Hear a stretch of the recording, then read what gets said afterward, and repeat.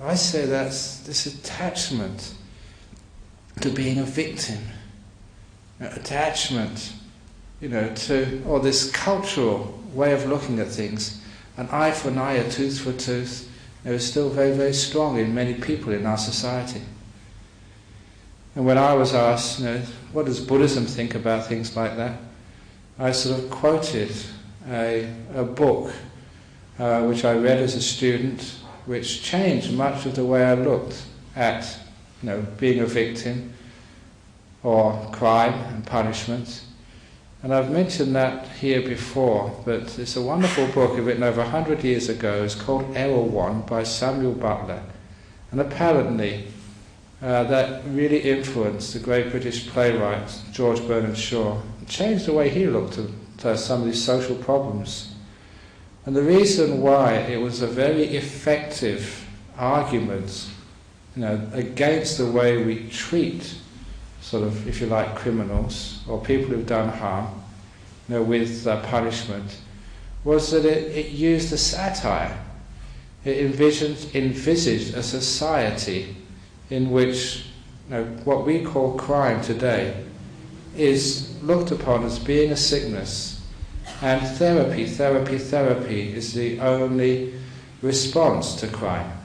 If somebody steals, they go and see a doctor. If somebody rapes, that's looked upon as being a sickness.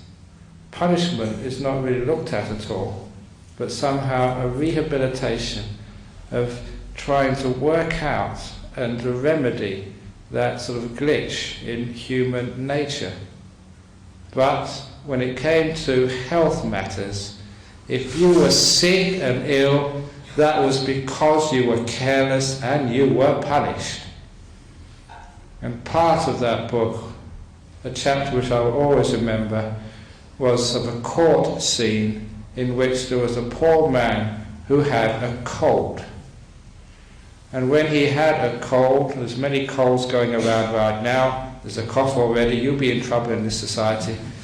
Because he had a cold, he was in the dock charged with being sick.